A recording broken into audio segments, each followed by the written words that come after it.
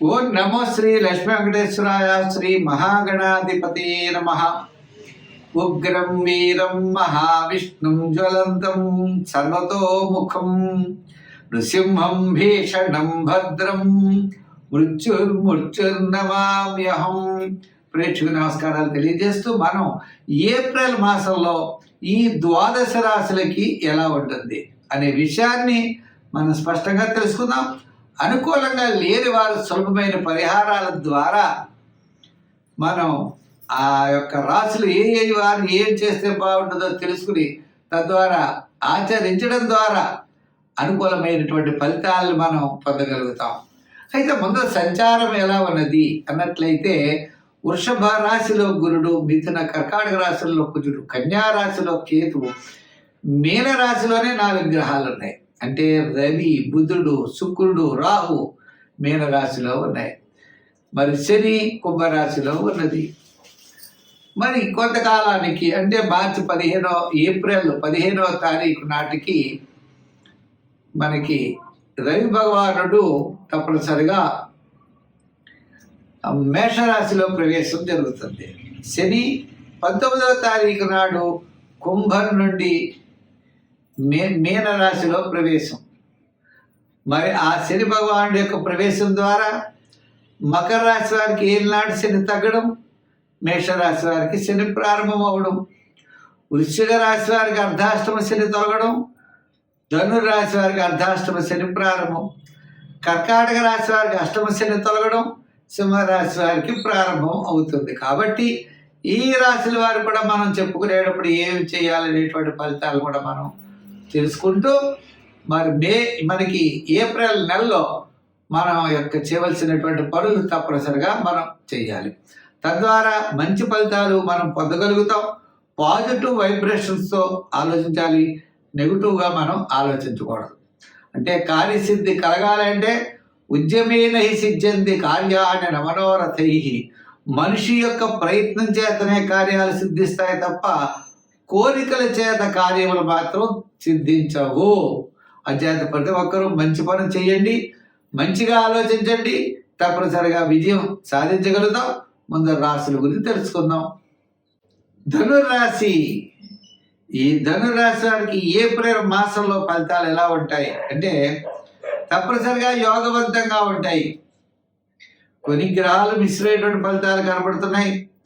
4 గ్రహాలు ఉన్నాయి. రవి, శుక్రుడు, బుధుడు, రాహు చతుర్థ స్థానంలో ఉన్నారు.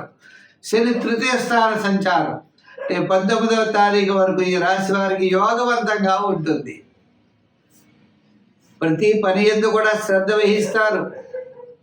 కుటుంబ ఆర్థిక సంతానపరమైన వ్యవహారాలన్నీ కూడా లాభదాయకంగా ఉంటాయి. మీరు 19వ తారీఖు తర్వాత అనుకూలమైనటువంటి వాతావరణం కనపడదు. ఎందుకంటే అర్ధాష్టమ శని ప్రారంభం అవుతుంది. కాబట్టి ప్రతి విషయంలో కూడా మనం అటుపైన శ్రద్ధ వహించవలసినటువంటి అవసరం కూడా కనబడుతోంది. 19వ తారీఖు తర్వాత అనాలోచితమైనటువంటి నిర్ణయాలు తీసుకోకూడదు. ఆలోచన మార్గంగా మీరు ముందుకు వెళ్ళాలి. అంతేకాదండి, మరి అప్పటి వరకు కూడా కొత్త అవకాశాలు అందిపుచ్చుకునేటటువంటి స్థితి మీకు కనబడుతూ ఉంటుంది. మీ యొక్క కళలు సాకారం అవుతూ ఉంటాయి. పట్టుదలతో ప్రయత్నిస్తారు, తప్పకుండా విజయం మీరు సాధించే అవకాశాలు ఉన్నాయి. మీ జీవిత ఆశయాలు తప్పనిసరిగా ఈ లోపలే నెరవేరుతాయి. అందుచేత చాలా నిదానంతో వెళ్ళవలసిన అవసరం ఉన్నది. ఉద్యోగస్తులకి స్థానచలన అవకాశాలు ఉన్నాయి. రాజకీయ నాయకులకి కొంతవరకు అనుకూలమైన వాతావరణం, భవిష్యత్తుకి ప్రణాళికలను ఇప్పుడు సిద్ధం చేసుకున్నట్టు కనపడుతోంది. వృత్తుల పరంగా అంటే రాజకీయంగా అనవసరంగా విమర్శలు చేయకండి. వృత్తుల పరంగా కూడా భవిష్యత్తు బాగున్నది కాబట్టి అనవసరమైనటువంటి తగాదాలకు మీరు వెళ్ళొద్దు. అంతేకాకుండా విద్యార్థులకు కూడా బాగా బలంగా అంటే దక్షిణామూర్తిని ఆరాధన చేయండి. తద్వారా రాబోయే కాలంలో విదేశీయాన ప్రయత్నాలు యోగించే అవకాశాలు ఉన్నాయి. మహిళలు కూడా కుటుంబ సమస్యలు తగ్గుతాయి. వారికి మాసాంతంలో అనుకూలమైన వాతావరణం కనబడుతోంది. వ్యాపార పరంగా చూస్తే మనం గృహోపకరణాలు, ఎలక్ట్రానిక్స్, అలాగే కాస్త షేర్ మార్కెట్, చిన్న చిన్న సొంత వృత్తులు చేసుకునే వారికి, జనరల్ కిరాణా, మెడికల్, ఫ్యాన్సీ వారికి కాస్త అనుకూలమైన వాతావరణం కనబడుతోంది.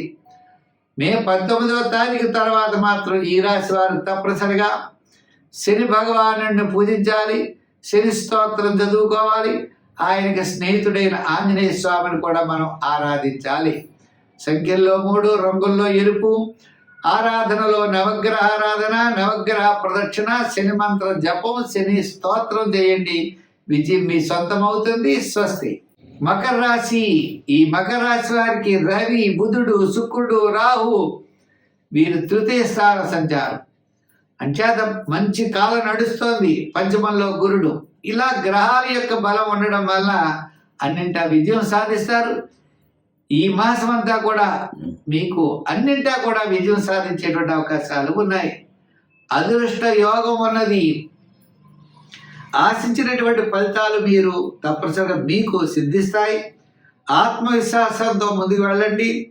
పెద్దల యొక్క మన్నలను పొందగలుగుతారు. గతంలో కలిగినటువంటి చికాకులన్నీ కూడా తప్పనిసరిగా తొలగుతాయి. మీకు సిరి సంపదలు కూడా తప్పనిసరిగా కలుగుతాయి. శుభకాలం అనేది నడుస్తోంది.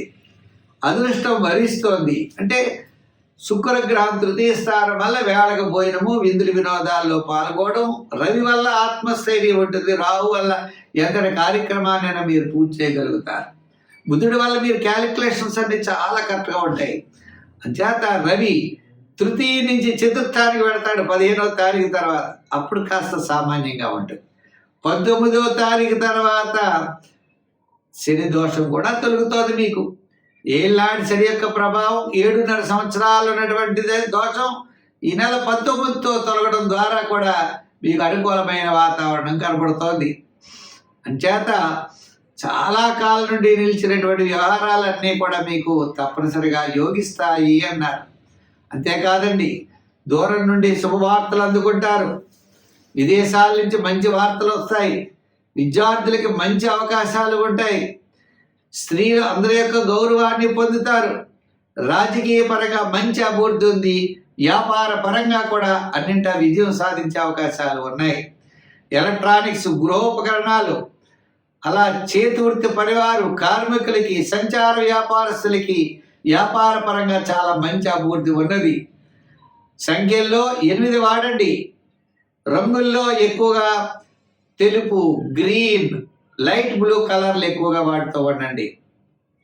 అంతేకాకుండా ఆరాధనలో మీరు తప్పనిసరిగా సూర్య భగవాను 15వ తారీఖు తర్వాత సూర్య భగవాను ఆరాధించండి.